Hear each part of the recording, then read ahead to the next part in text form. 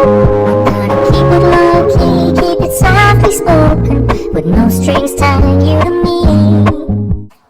Alright, so I'm going to show you, I'm going to do a little ufology on Americans, okay? And I'm just going to go through, just because I think we can get a better understanding of something if I do this. So anyways, we have Americans, and we need three things that support Americans.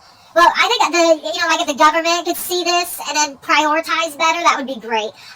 What are three main things that Americans need in order to have a country called America? We need to have people. In order to have people, what do we need? We need food.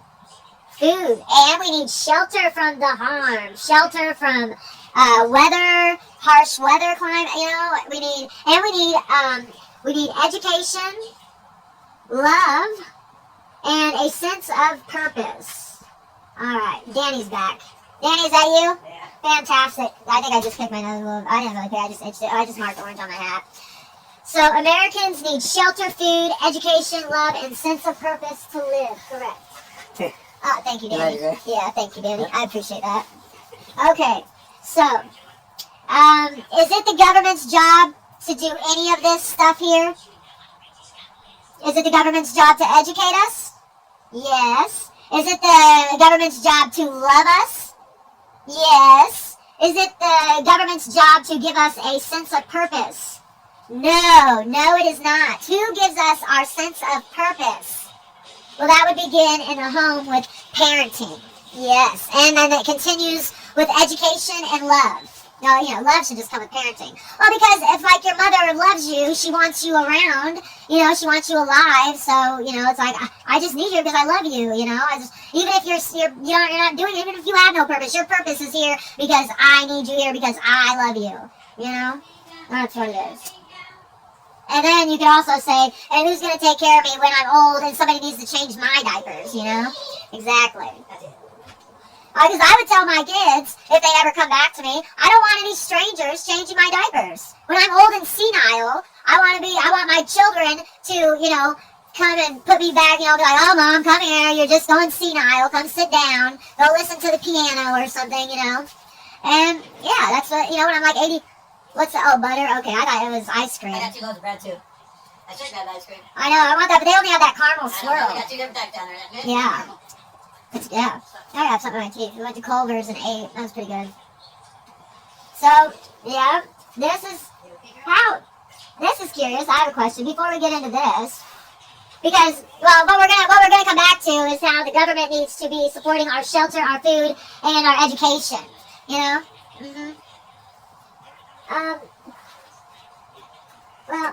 actually, I said my ashtray in my back.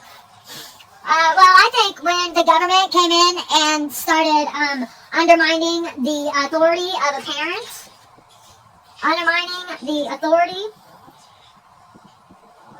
of parents, and poor parents specifically, I guess we can put poor parents, undermining that authority, that's where I think we went wrong in the last 4 decades, was definitely just undermining the authority of parents and usurping law. And I think that's cheating. I think transfer funds that they began with experiments in the Bureau of Indian Affairs and Indian Health Services, IHS. Have you guys heard of the IHS? It's Indian Health Services. Well, what they were doing was a transfer of funds, and it worked quite well. It worked exceedingly well. It was exceedingly a success, because through Title 19 or Medicaid and Medicare programs, they noticed that doctors and offices were receiving their payments, and they were receiving them in abundance, like because the government was paying, so the government was paying. So then, then they wanted to have, well, okay, with insurance companies, they have. The insurance companies made larger payments because the doctors charged the regular insurance companies, like if you had a job, Blue Cross Blue Shield or whatever, that insurance company would pay your doctor, but it would pay them more.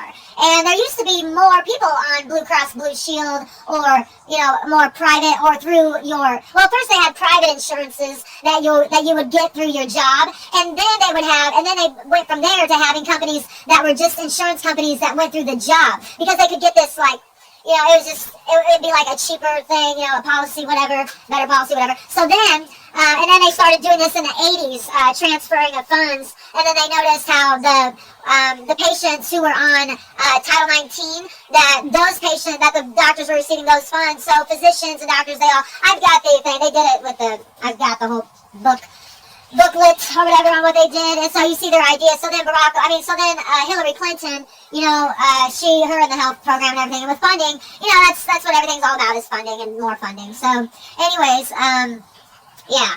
So then she started it with covering all children's health care, and then Barack Obama followed it up with the health care for all, and the reason why, and everybody, and this is where, I say this misinformation or withholding important educational things that would just greatly, they say it all the time, that stress is number one killer. The number one cause of death is stress. Okay? It's not high blood pressure, it's not AIDS, it's not syphilis, it's not coronavirus, it's not the flu, it's not pneumonia, it's not car accidents, it's not murders. War may top the number one killer, but stress is the number one killer of people, because stress releases a hormone known as the fight or flight response, and then there's a scientific name for it. I'm not sure what it is, but let's just go through and name some things that stress us out. What stresses us out?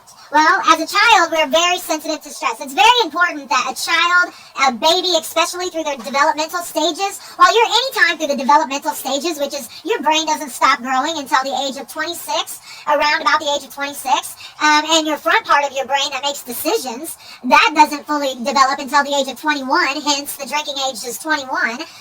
So it's very important, in my mind, I would assume that it is very important not to introduce stress, or to have stress, very limited stress, introduced into your system before the age of 26. You should really, your parents, the government, whoever, I think, between leaders and parents, up until your child is the age of 26, stress should be down as much as possible. As much as possible. AMAP. Okay? AMAP. So, low stress. What causes stress? Okay, when children, so you want them to go to school, that's good, but children, you know what causes stress? Separation. Separation from the parents causes stress. Okay, so when you're encouraging those mothers to drop their children off at daycare or preschool, you are doing more harm than good. So please, keep your children at home until it's time to get them social. Now, kindergarten, that doesn't seem like such a bad age, but I would rather wait until 8 years old. I think 8 years old to introduce, because at home the mother can read to the child, the mother can count with the child. You can teach, my children learned to count to 10 by the time they were 3 years old. They were counting up the steps, so they were counting up to like 22 or something. There's an average 22 stairs in a step and a staircase. So anyways, well, the ones that I know. Reading, parents, they can teach. I taught my child how to write her name before she went to preschool. These are all things that can be done at home. Alphabet, reading, writing, and then you can do the other stuff. They can go to school to learn, all the other stuff, Just if you want to do a basic measurement, because really now with homeschooling and internet and everything, it's very unnecessary to waste money on these structures, that you call school buildings. The thing I think would be best to do for those is to turn those into museums. You can turn them into museums. You can turn them into community centers, and you can turn them into town halls. Okay. Also, you can turn your schools into emergency shelters for people who are who otherwise would be staying on the street. So, obviously with my plan, we're not going to have a need for a lot of shelters, because I would make a big budget for builders, so there'd be, for taxes, instead of, sorry Lockheed Martin, sorry bomb and weapons distributors, but you're going to have to move into the candy business and just start making your warheads and Sour Punch Kids. shit, you're gonna have to do it that way and make your money. And I'm sorry if all you know is weapons, but get into fireworks or something. But you're not gonna be funded by the government anymore. I don't know what they're doing in the Middle East. Maybe you still have business over there. But as far as Americans are concerned, under my plan, we do not need your weapons or your bombs. I'll get my handguns from Browns. I don't need yours. So moving on, Smith & Wesson, that's fine too. Okay, so that's what we can do with this, because education, we need the education to grow with the times. They are moving towards a more universal government, which is good because that means the people are going to be less governed, hopefully, hopefully. But, well, because I think that, I think the majority of the people, I mean, my sister, she's microcephalic, so she's intellectually disabled, and she drives a car just fine. You tell her how much rent is, she pays it, she has a bill, you mail it to her, she puts the money, I mean, she's better at all that stuff, better than me, and, I mean, I'm intellectually disabled, obviously, but she's mentally disabled, but they give her a check for hers. Mine, they just, they haven't decided if I should be, a participating member of the community or not yet. I think it's been not for the last 7 years. They'd rather not me participate in town hall meetings like YouTube, town hall square participations like YouTube and Twitter and stuff. I'm, shadow banned or blocked. For God only knows. Well, Tucker Carlson knows why. Ask him. I'm about sick of that fucking shithead. So anyway, sorry about that. I shouldn't have said that. So what supports Americans? Education, sense of purpose, love, food, and shelter. Okay, so a lot of people wanted to say healthcare. I heard that. I could hear you from far away. And I said, what supports America? You guys wanted to say healthcare. And I thought about that too, but I switched out healthcare for education and love. Because you need a sense of purpose, because mental health is a big part of health. And when you have like bipolar or manic depressive or schizophrenia, and that's just as damaging as having cancer, but you just don't die from it, but it takes away from your quality of life. And I mean, it's worse than cancer because nobody feels sorry for you. They just ignore you and act like you don't exist. So that sucks. But anyways, moving on. So Americans need this. So if I was budgeting, a big portion of my budget would go to builders, anybody in the business of builders. So that's tile layers, painters, framers, anything construction, whatever it takes to build a house or to build a complex or whatever. We would be having that. Now, right now, they're spending about $600 billion a year. $600 billion a year in weapons defense and military industry complex. So I would go ahead and leave some of that funding for our military, for our servicemen and women, so that way, and that would be for them to buy a home and stuff, but then I would still expect them to get a job with, you could do securities, because there's apartment buildings that have, that do security. You guys, there's just so many things, but I would like for you military service people all to more direct your things towards building homes, and obviously we're going to need like shopping centers or community centers and stuff like that. But also, remember, we're not going to really need school buildings so much anymore, since we're going to have stay-at-home moms. And a lot of moms are going to be working from home anyway, so don't worry about that whole feminine, you got to have a career, you're not barefoot pregnant, you're just at home with your kid if you want to be. That's a great option. Because sometimes, you'll have a job and you'll be making, $25,000, $26,000 a year, but you're paying $16,000 or $20,000 a year for that daycare service while you're at work. So it's like, you working just for someone to babysit your child? That seems neglectful, and that seems like separation harm. I mean, it's a new term I just coined it at, what time is it? I don't have my watch on. I couldn't find my watch. Annie, what time is it? 12 o'clock. It's midnight right now, May 26th. I am now coining the term. What term was that I just coined? They're right from sun. No. It's called separation harm. Separation harm. Separation harm is super, super bad on the psyche. How when a mother gives birth to her baby, how they're connected with an umbilical cord? Well, it's very important that that mother and that child see each other as fast as possible, so she can get her breast into that baby's mouth and hear the voice and hear the comforting, because it's just very important. And for the father to be there too, because the voices and stuff are going to be very soothing, the energy is going to be calming. As it's just the same thing as having a baby in a tub of water, because the baby, they say it's more relaxing and less traumatic because the baby was already in a bath of water. So, and I totally agree with that. If I could go back and do that, I would definitely intervene and be like, separation harm. Nope, gotta have baby in a bathwater. All right, yep, throw out the bathwater, but don't throw out the baby. Okay, got that. All right, so that's where I would put a lot of that into building, because I'm expecting there to be at a time where it's not that the government owns the property. The property will eventually it'll be yours and your family to take care of that property. And what we'll probably do is when you turn 18, or well, actually when you turn 26, we'll probably have you do, well, it could be 18 or 26, because you got to remember, if stress is harmful to a child, it's still harmful to an older person too. So they could get a place. We could give everybody like their own place. At the age of 18, you could start them off in an apartment, and then they could do home ownership lessons. Like, you have to learn how to mow your lawn. You have to learn how to take care of your plumbing. You have to learn, you have to be in a pattern of paying your you got to have a homeowner tax and stuff like that, because we still have to pay for the streets and the street signs and the upkeep and stuff. We're still going to have police, but the police are not going to be near as much, because if you know how to drive a car, you're going to learn how to drive a car from school. You're going to learn at 16, and you're going to learn, and then that's it. It's like a bike. You don't have to go back and get a test. You don't have to go back and get your ID. You get one ID for your entire life. That means if you ever lose it, you replace it.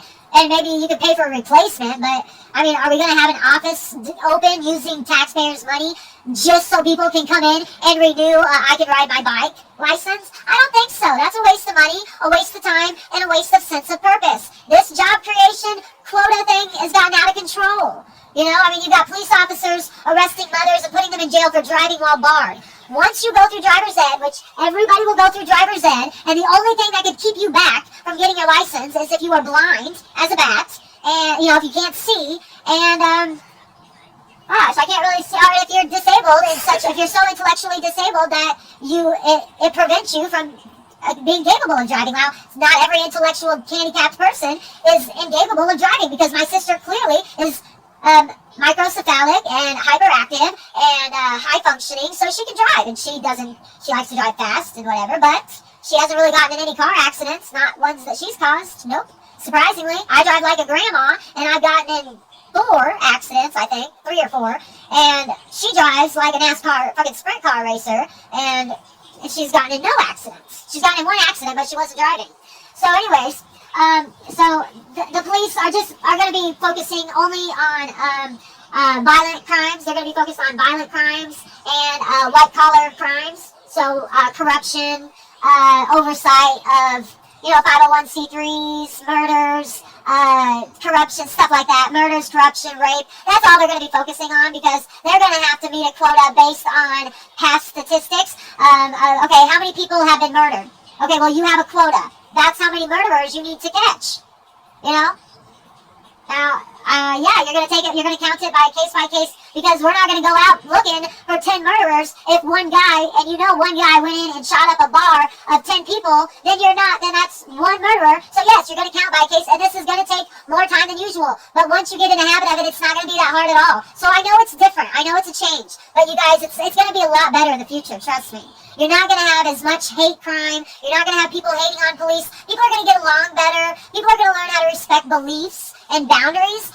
We don't know, in our country right now, we are having a problem with understanding boundaries, making them, crossing them, all those things. So, and it's so messed up. I just want to get us back to the basics, and I want our government to be a functioning, serving the Americans. And when I talk about Americans, I'm talking about refugees, immigrants, Mexicans, Somalians, Kenyans, all of yins I'm talking about, So anyways, and I don't care. I do not want to hear anything in the media about race. I want that shit. You keep it to yourself. If there's a hate crime, you will not talk about it anymore, because slavery is over with, and there is no more trafficking. If we find trafficking, then you're going down. Then you will get in trouble. Those are what the police are going to be. We don't need ICE anymore.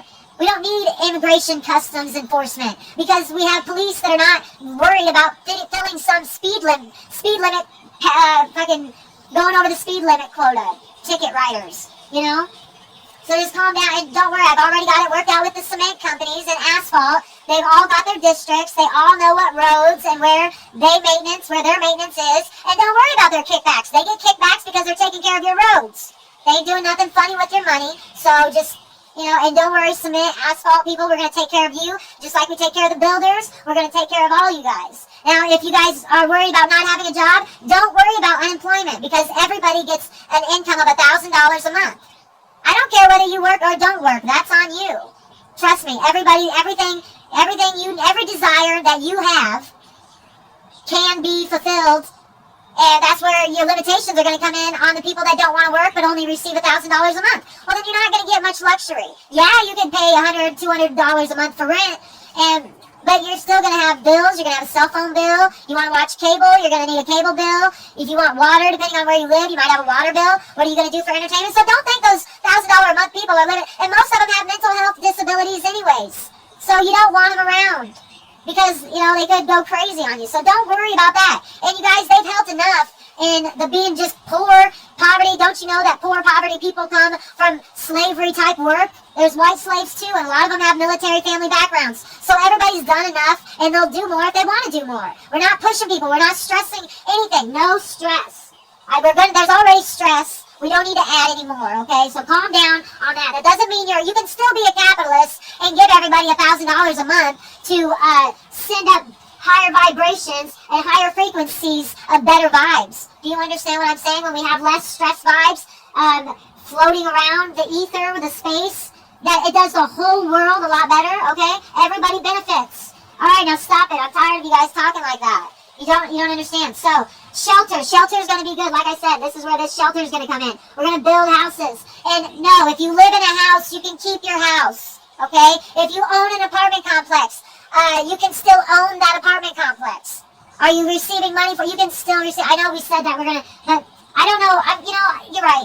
You got me on that one. I have not worked out how we are going to transfer free homes from paying rent to free homes. I haven't got that worked out just yet, but with my budget for builders, and we could do builders and property owners, land and property owners. Building and property owners. We'll figure something out. We'll have a round table, a rectangle table, whatever table you want, and we'll talk about it. And then we'll figure out, how the budget is going to go. But trust me, our bricklayers, our siders, our framers, if you build L&C homes, if you build homes, if you're a builder, if you're a construction worker, you never have to worry about being laid off ever again. If you want overtime hours, they are going to be there. I want buildings. I want a house for everybody. I want a single family home for everybody in America. By some point, throughout the next 100 years, I would like to be working on this. So that way we have no more people dying, being evicted from homes, dying by riverbanks, being murdered, being raped, having children taken from mothers because of poor parenting. I want all that stuff eliminated. I'm trying, so this is my vision. So $600 billion a year, I think we'll be fine. And if this transition, we're going to take care of the people. Trust me, the most important thing right here is the main idea. The main idea is Americans, okay? And we have three things. Now, food. How are we going to do food? American, we have a budget, right? I mean, if we're giving $600 billion to, there's another 0006. This would be a 6 right here. 600, that much money is going to build, well, why don't we take out of this fund? Why don't we take 200 billion? We'll take 200 billion and put that into SNAP food benefits. SNAP food, okay? What do you mean, where's all the food going to come from that the people are going to buy? Where has it been coming from? What, you think once we give everybody $1,000, how many people are going to quit their jobs if they receive, go do a survey. Survey junkie, yeah, can you come here a second? Can you go do me a favor? I know, it shouldn't take that long. Can you go have your people run a survey and do it on as many people as possible? Get your surveys out to more people than just, your survey junkie apps. Not very many people are checking into that. But, because I just checked, I know. But anyways, will you have them go check? And I want the question to be like, if you were to win, if you won $1,000 a month for the rest of your life, would you quit your job? If you won, just say if you won, you have to do it like that. If you won $1,000 a month for the rest of your life, would you quit your job? And then would you get back to me with those numbers, please? Or get back to the viewers, at least? Okay, thank you. And then I want you to take that survey and take it up to the top. Run that up to Kamala Harris. No, don't tell Joe. What's the point? If you tell Joe, there's no point. Tell Kamala. Thank you, I appreciate it. I'll put I got $100 extra on your paycheck this week, okay?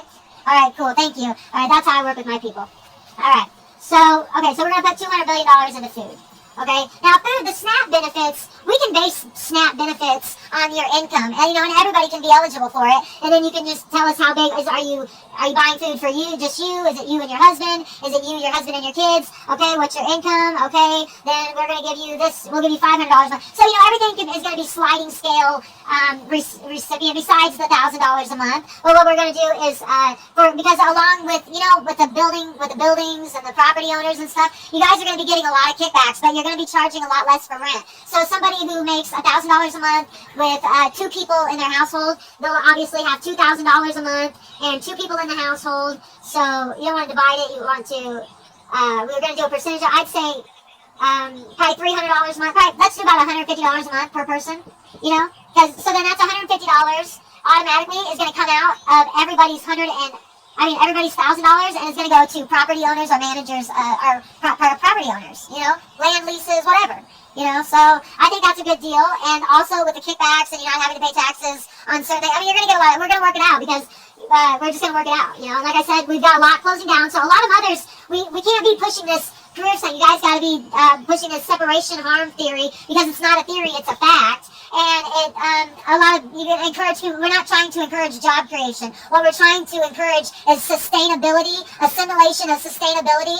And I want everybody to be at an ease. I need everybody's frequency, like vibration frequency, to be at a predictable level, because when we don't know where we're going to sleep the next day or next month or in 2 months or in a week, when we don't know what our life is going to be in 2 weeks, we can't plan well, we can't be stable, we can't evolve healthy. We can't be a healthy nation. So this is very important. And this is why education is going to be, this is why those are the 3 main things: education, food, and shelter. You might have health care. Maybe you're healthy as a horse, but you're homeless as a hobo. What good is that? What good is being healthy if you're homeless?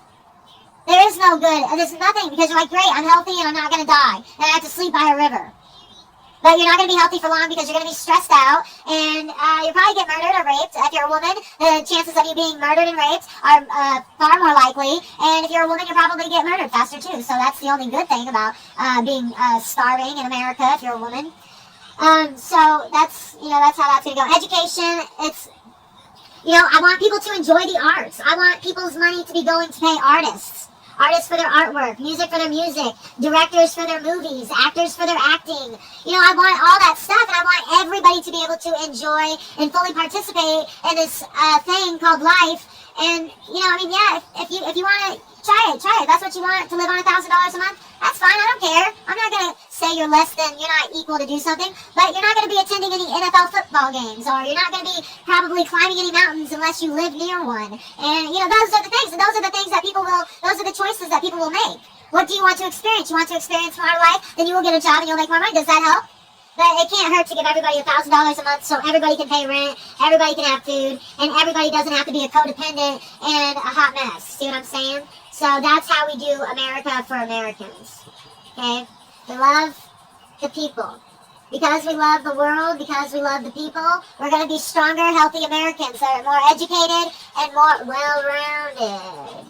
Yeah. We'll eat better because we'll be educated better. We'll eat better because we'll have better funding for people so they can afford it. We're going to have more gardens and more houses and more playgrounds, more enjoyment centers and learning centers. I think learning centers are awesome too, for people to hook up and have like their little club meetings, like astrology club, math club, chess club, and with the main jobs just being building and clothing. We still need clothing designers. I mean, what are we going to do when Christian Dior?